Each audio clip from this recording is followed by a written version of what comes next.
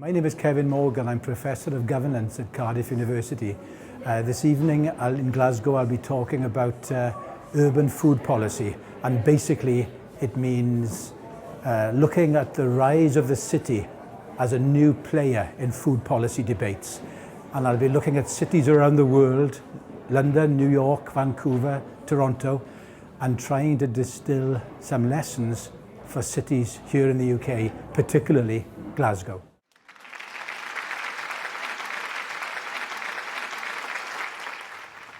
What I want to talk about for the next 35 minutes or so, then leave plenty of time for discussion.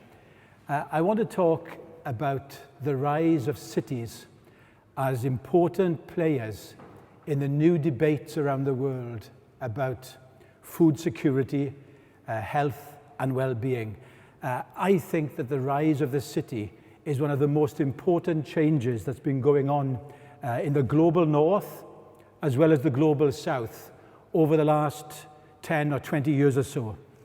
And what I propose to do is to try to explain why that's happening.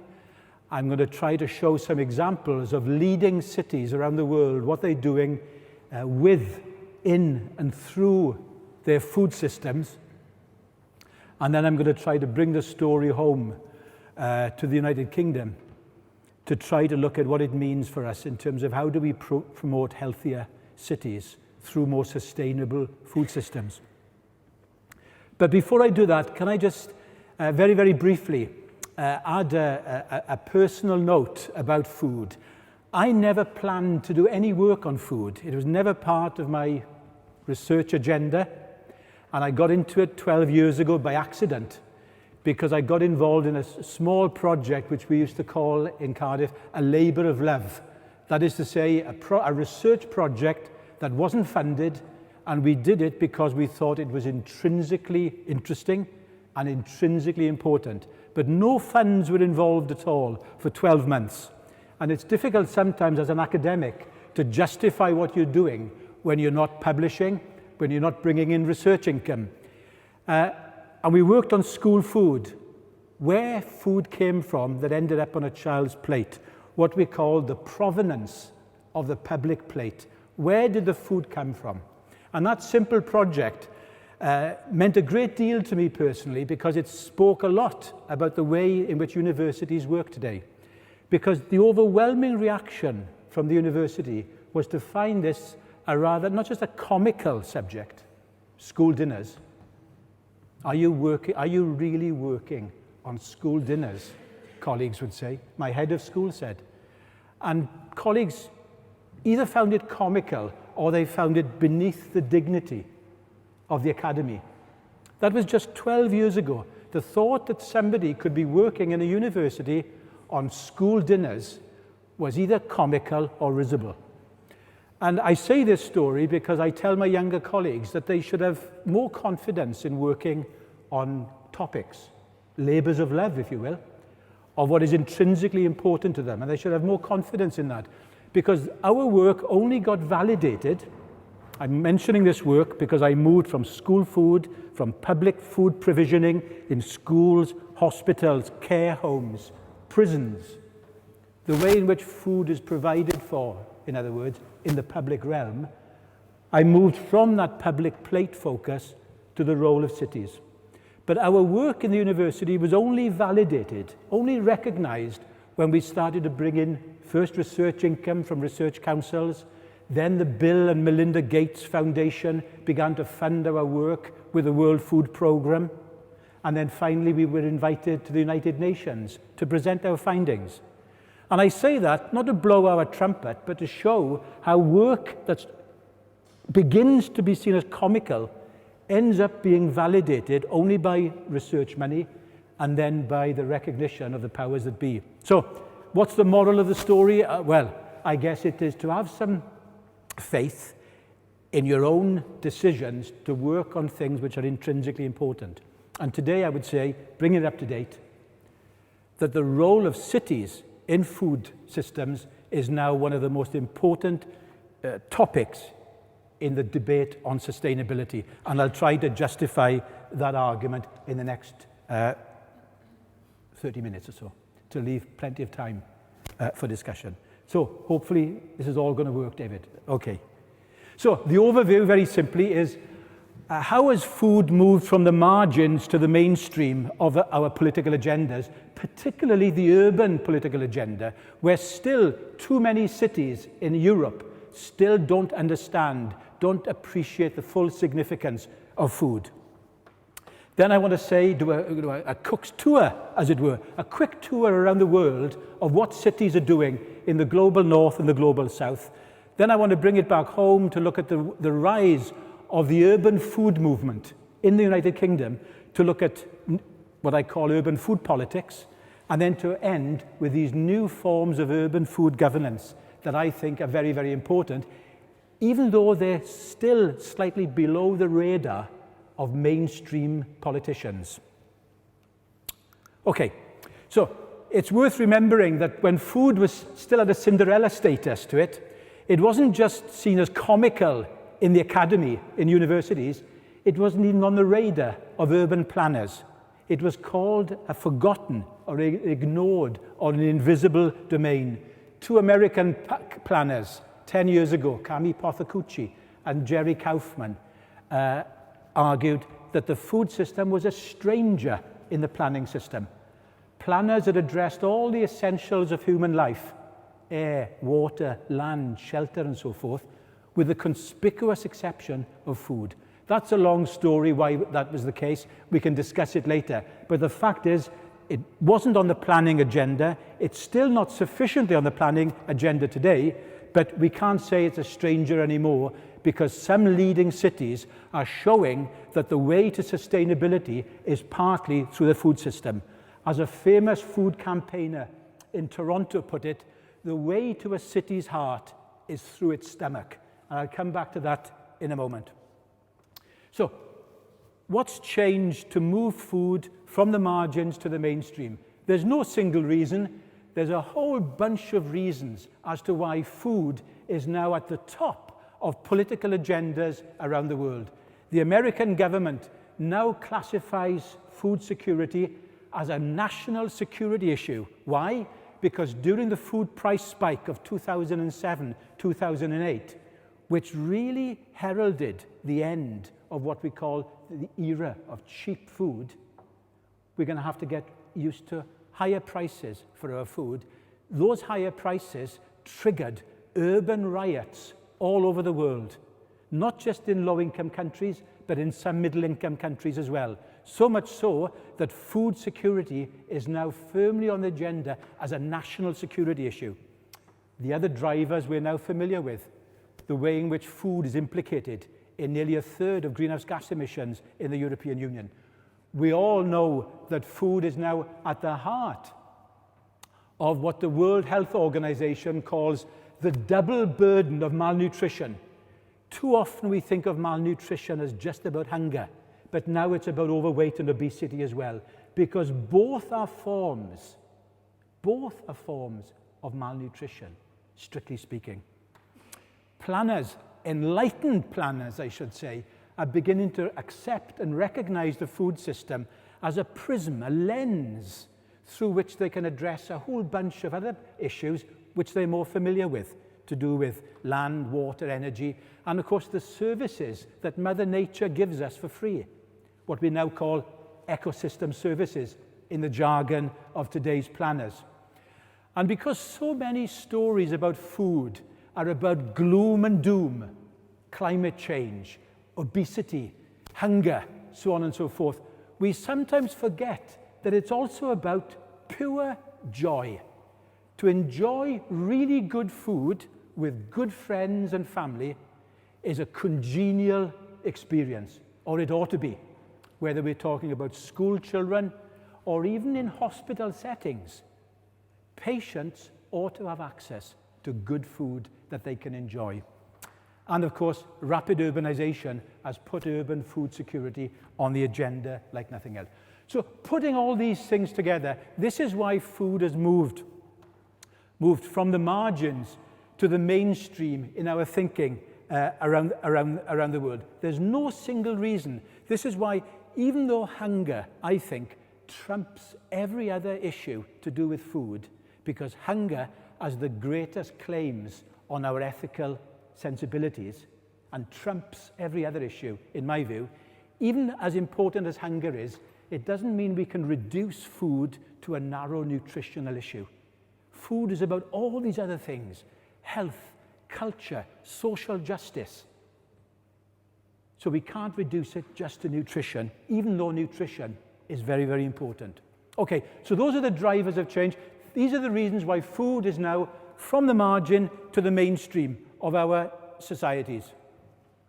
Let me now do a very, very quick cook's tour around the world, just to look at what some cities are doing with the food system, and then I'll bring the story back home to look at the issues facing us here at home. Food planning is now one of the fastest growing areas in the planning community around the world, particularly in the American Planning Association, which really got the message first. Sad to say, they were ahead of us as in terms of European planners. There are now, actually my figures here are out of date, there's now 270 food policy councils. I'll come back to these new institutions in a moment.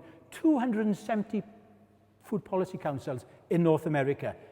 Most of those grassroots, civil society-based organizations. But although small, medium and large cities can form food policy councils, it's the larger cities, by and large, which have hogged the headlines and dominate the headlines for obvious reasons, because they are iconic cities. We're all familiar with these cities. Let's look very, very briefly at each one. New York City, and I'll come back to New York City right at the end, because I don't know another city, either in Europe or in North America, which has taken its public health mandate more seriously than New York City to regulate the food system under its public health mandate. I'll come back to that in a moment, but just to suffice it to say for the moment, New York City has got a new plan for food now, which looks at the food system as a system, from farm to fork to post-consumption. It's thinking of food in systemic terms, not just in this or that project.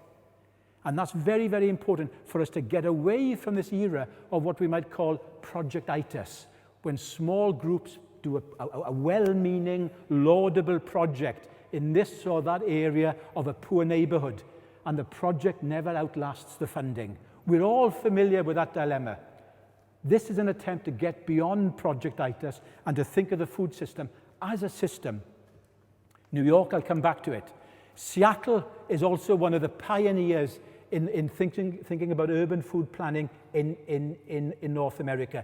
Notice it's not just addressing things like vending machines in schools, which are very important, by the way. It's also thinking about expanding community gardens, helping people to learn to reconnect to nature through growing, eating, cooking together. But notice also that Seattle also sees the food system and its urban food policy as a way of combating racism in the city as well. It's part of a progressive social policy to fight social injustice and racial injustice as well. This is the wider meaning of sustainability. San Francisco is doing the same with a fully integrated strategy which links the social, the economic, and the ecological. Toronto is probably the most famous food policy council in North America. In my view, the most innovative of the lot. Because what Toronto shows us is that food can help every department of government. If we take a city council, for example, there's not a single portfolio in a city council, in a city government, which hasn't got a role to play in contributing to a sustainable food system. So the old debate about who's responsible for food policy in a city or in a government is very simple. Everybody has a role to play, and therefore we need to appreciate that food can help every department fulfill its obligations. Very, very quickly, I'll come back to Africa in a moment, but I just want to mention that urban planners throughout Africa have been part of the problem of hunger and not part of the solution. Why? Because urban food growers and urban food farmers, urban food vendors, 75%, by the way, are women, have been harassed by urban planners. They've been swept from the streets because they pose a threat to either traffic congestion or public health or whatever. Or else they've been seen as a sign of backwardness, that urban agriculture has no role to play in a modern, thriving city.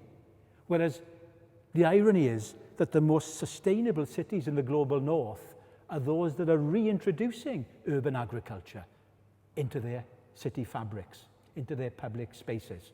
And therefore, urban planners in many African cities have been part of the problem. Some of them, Kampala in Dar es Salaam, are now beginning to get the message, and they're addressing the problems of urban food vending: access to clean water, access to safe places, access to land rights. This is the way to make urban agriculture benign and sustainable, socially just, and allowing gender to play a major role in development.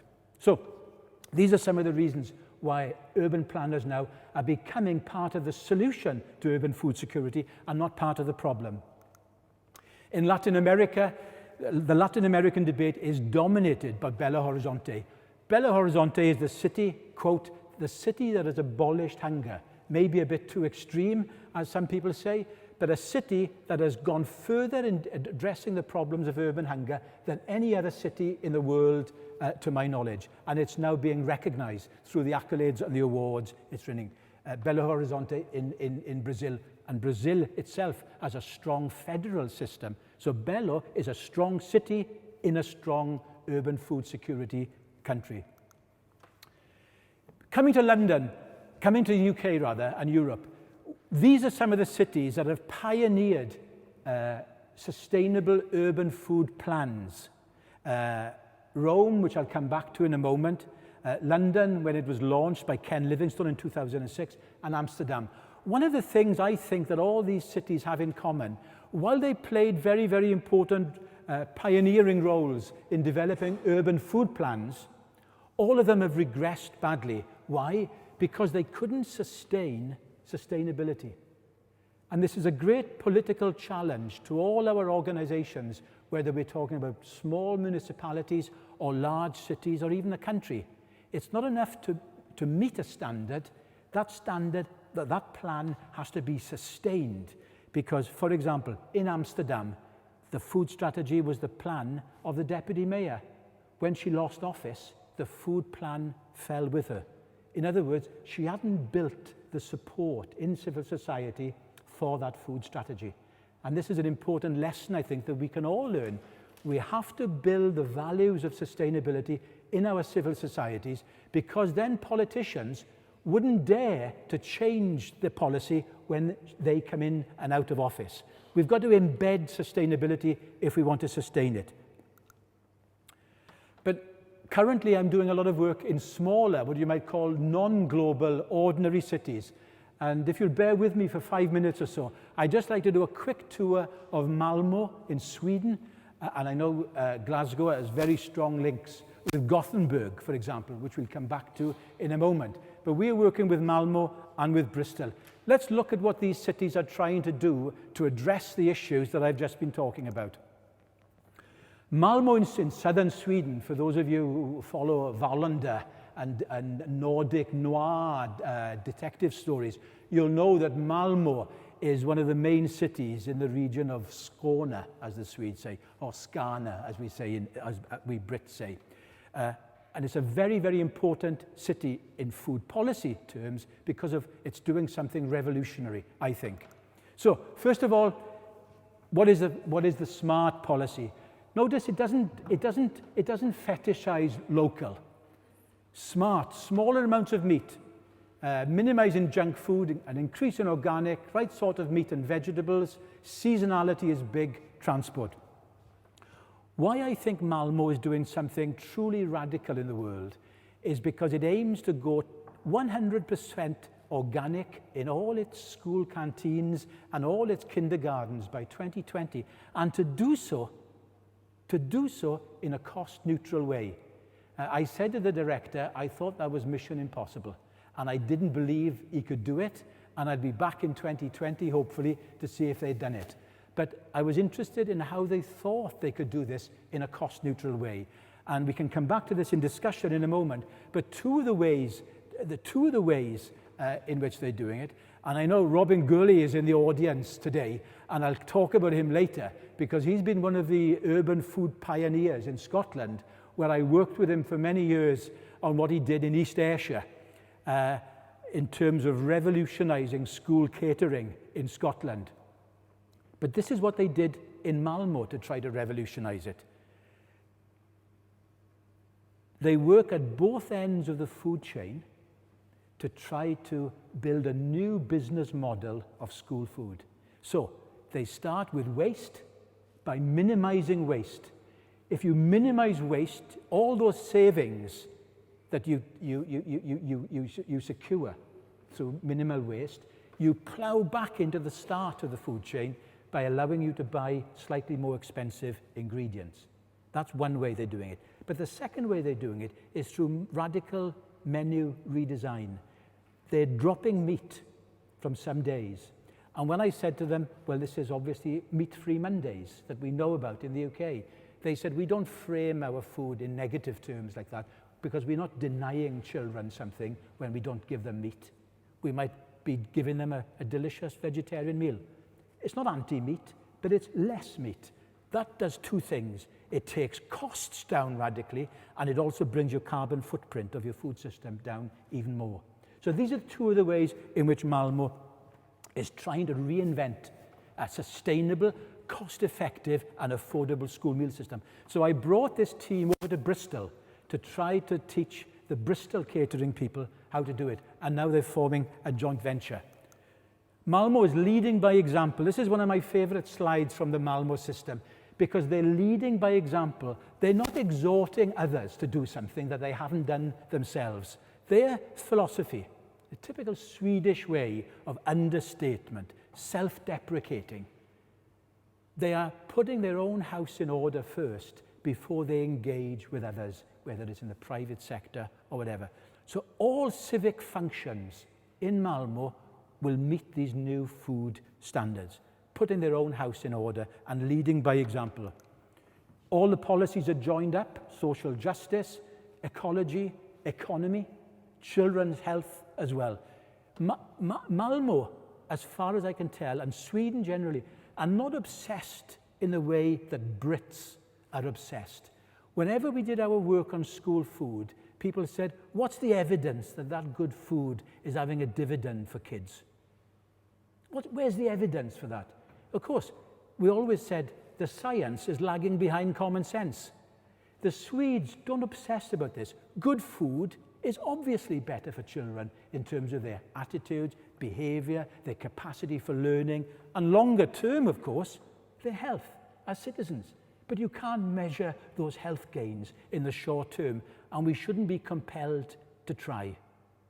We shouldn't play that game, you know. Good food is good for children, and it's good for patients. But we can come back to that evidence-based argument a moment, because we can't just dismiss it. But the Swedes don't seem to obsess about it. Moving now to Bristol. I've got to declare an interest here that I'm not a neutral observer in Bristol. 3 years ago, Bristol formed what I think was the first Food Policy Council in the United Kingdom. The first city to organise it, a Food Policy Council bringing together the City Council and the food and public health communities of civil society, creating the first Food Policy Council in Britain. The council leader asked me to chair that Food Policy Council, and I'm still doing it 3 years on, though I've lost a few friends in Cardiff that couldn't quite go there with me, thinking I was going over the border and chairing a rival Food Policy Council. But I've learned a lot from Bristol, because Bristol is one of the most dynamic civil societies that I know, certainly in England. I would say Bristol and Brighton. And Brighton, where I lived for 15 years, I think has got a stronger and better food partnership than Bristol, though Bristol doesn't like me saying that. And we can talk about that later. It's a more resilient system in Brighton because it can wash its face and it can pay its way, whereas still in Bristol, it's a labour of love by and large. Everyone is devoting their labour free. The council is giving us officers, the NHS is lending us officers, and we're all giving our time for free. It's partly a smoke and mirrors exercise, but it's been quite successful, I would say. But Brighton is a superior model, and we can talk about that later. But in terms of Bristol, one of the most important things that Bristol did, I think, and it's something that we're going to talk about at the food conference, the Sustainable Glasgow conference tomorrow, because I think it has big lessons, this, for Glasgow. One of the most important things Bristol did was to produce an urban food audit to say, how on earth does this city feed itself? Where does the food come from? How far does it travel? To what extent do we live with food poverty in the city? How come some neighbourhoods are living cheek by jowl next door to each other? Some are food secure, some are food insecure. In other words, it painted a new picture of a city through the prism of its food system. This had a big effect on the system. It generated debates at all levels of society, not just middle-class foodies. The BBC covered it, the local press covered it, town halls had meetings about it. Are we living in a food desert? If so, why? So it triggered a whole series of new debates by making food visible in the city. And this was an amazing report written by a food researcher called Joy Carey, originally from the Soil Association and now a local food expert based in Bristol. But again, you can see from the subtitles and from this diagram, it's a bit like New York. And we've learned something from New York. Why? Because the Bristol Food Plan, the Good Food Plan as we call it, is all about thinking about food system planning. Not about this or that project, but thinking of the food system as a whole. And as you may know, Bristol has been the first British city to win the European Green Capital Award. Next year, Bristol becomes the first city to use that accolade, and it's going to use it to fly the flag for sustainable urban food. Rome influenced us a lot in terms of thinking about food. When we did our school food report, our school food book rather, which we produced in the end on school food reform around the world and published it in 2008, one of the best school food systems we saw anywhere in the world was Rome. It was a fantastic food system, and the mayor of Rome invited us to come and eat a school dinner with him in a school in Rome, which we did. And I have to say, I was shocked because on the menu that day was Welsh lamb. He said it was a pure coincidence, but it was a marvelous meal, and sometime afterwards, we funded a delegation of school caterers from Wales to go out to Italy, and we funded the leaders of the school dinners ladies in Wales. And we did a deal with her. We said, we'll fund you to go out, but you've got to come in and tell our students what you learned. She went out for a week, had a good time, learned a lot, and the students said, what's the main thing you learned from Italy? And she said, without even thinking about it, no choice. There's no choice in the menu. She said, if my ladies could do a school food system where I didn't have to replicate the high street and get involved in lots of choice, AKA waste, and serve a meal, a 3-course meal, soup, meat and veg, fruit. This is what they were serving in Rome. Then that's the most important thing I learned. She said, they weren't troubled by choice. An interesting point, because at that time, of course, choice was being lauded as the big deal for British consumers. Before I leave Rome, can I just say this system is collapsing because since 2009, a right-wing mayor has been elected into Rome, and he's unraveling the system rapidly, and Rome is going downhill fast. Again, illustrating a point I mentioned in connection with Amsterdam, that one has to sustain sustainability by building a political coalition in politics, but also in civil societies, to sustain the gains, the little victories that we've made. Okay, Now I want to come to New York, and then I want to come home to try to raise some issues, hopefully that we can discuss. New York is important for many, many reasons, it seems to me. But one of the most important reasons of all is because I don't know another city that has treated its public health mandate so seriously across a series of different mayors. New York has pioneered public health at the urban level in the United States. New York is to public health what California is to environmental regulation. They are pioneers in their fields in terms of setting new benchmarks for other cities or other states to follow. And here we have New York. School food, food on the streets, farmers markets, but it's the public health message that I want to show you and share with you. And then I want to look at the reaction from the big food companies to what cities can expect if they treat their public health mandate seriously. New York developed some of the most colorful and some of the most compelling adverts for healthy food and against unhealthy food and drink, particularly sugar. As we all probably know, we're living in an era right now where sugar is about to become the new tobacco. And over the next 5 years, we'll see a major battle around sugar. And we can talk about that in a moment. But it's very difficult to avoid added sugar, free sugars, as they say in nutritional circles. Very difficult to avoid it, particularly in the United States. In the United States, 80% of all food, total food, has added sugar. 80%. So it's not easy to avoid the environment of added sugar in an American-style diet, which, as you know, is sweeping the world. So New York City is trying to do something about this through these adverts.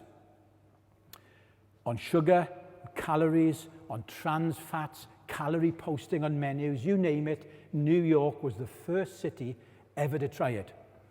But this is what happened. This is one of the, for me, this is one of the most important adverts in the debate about healthy food. Mayor Bloomberg, who's no longer mayor of New York, as you know, he was defeated last year, or he ended his term last year. Mayor Bloomberg wasn't a particularly radical mayor, but he did treat his public health mandate seriously, and he really did go for sugared drinks. And there's a very famous case last year called the soda cap, where he tried to cap 16-ounce soda drinks. Not to ban them, just to reduce the fact that kids could go into a movie house, into a cinema, with a ginormous soda drink and a ginormous bag of popcorn. And he tried to put a cap on it. And to cut a long story short, this cap was deemed illegal by the Supreme Court in New York State. For many reasons for that. It was a legalistic definition in the end, but the American Brewers Association really pulled out all the stops.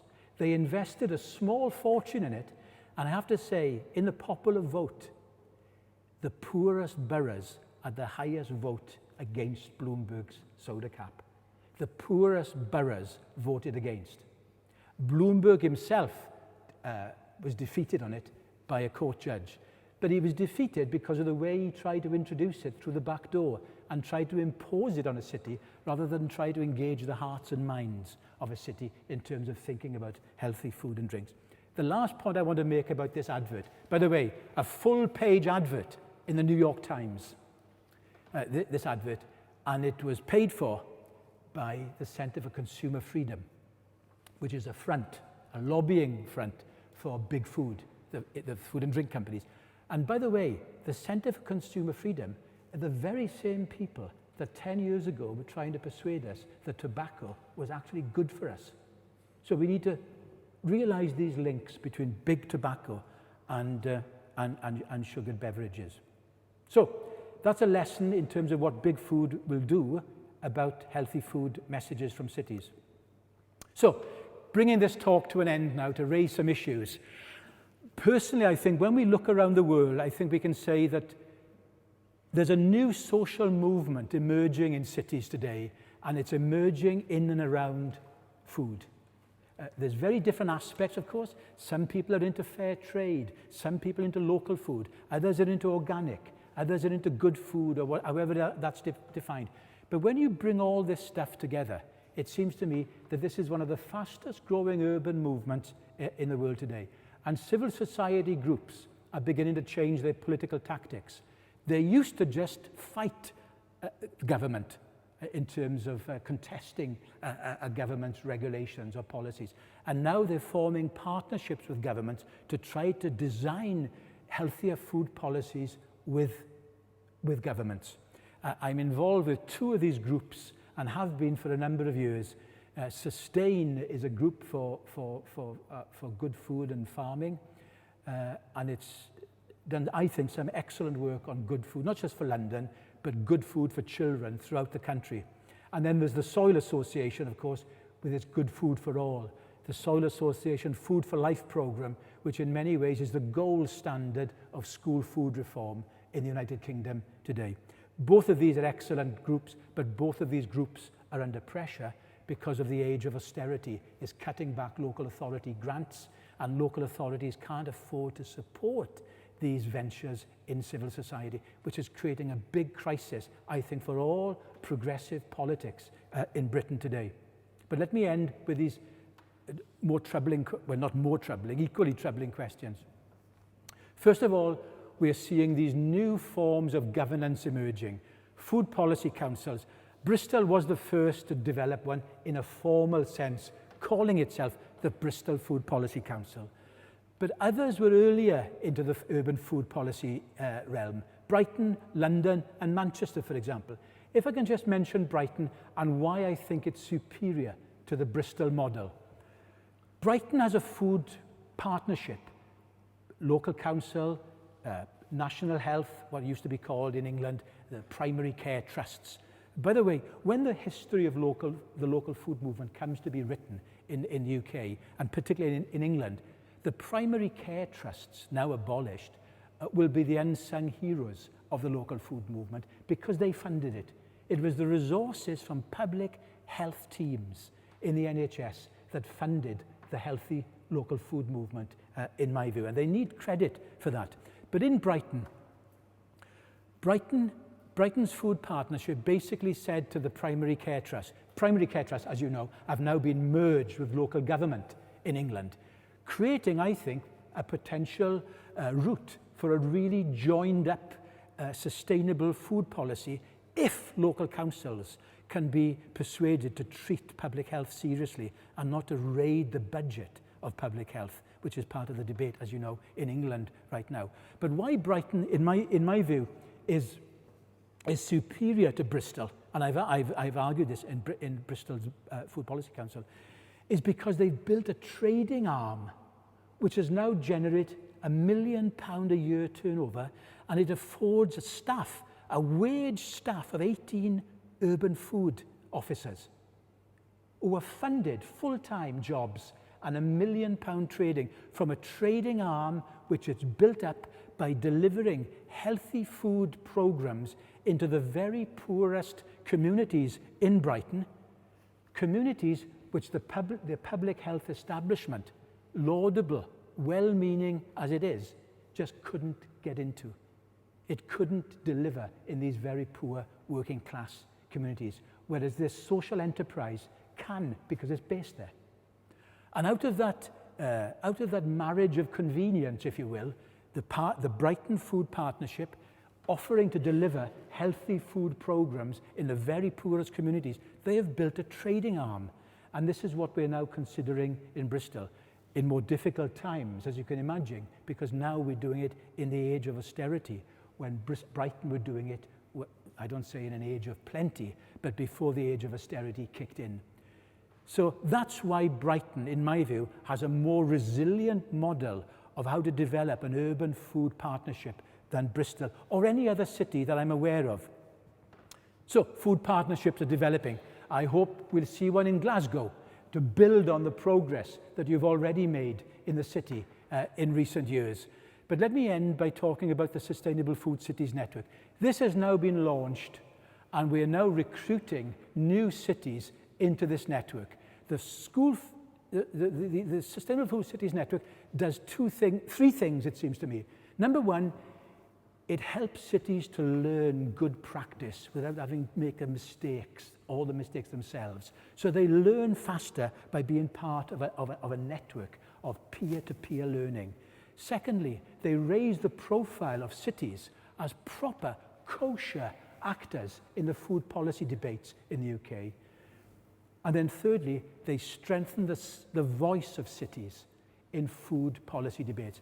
This is very, very important, it seems to me, particularly in the United Kingdom at this point in time, because we are seeing a situation which, in my view, is nothing short of a scandal in terms of Whitehall food and health policy, where large industrial food companies are effectively writing health policy. The responsibility deals, as they're called, voluntaristic arrangements, where companies offer voluntary targets to meet certain levels of sugar or calories, are no substitute for a robust health strategy. The real innovative, robust thinking in public health in the UK today, in my view, is coming from Scotland, it's coming from Wales, and it's coming from leading urban food pioneers like Bristol, like Brighton, like Manchester, and others. And this is why urban food policy is so important, because it shows what a country can achieve.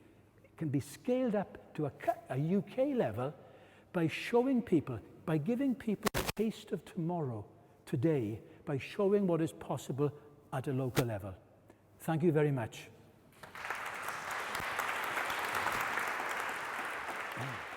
Thanks very much.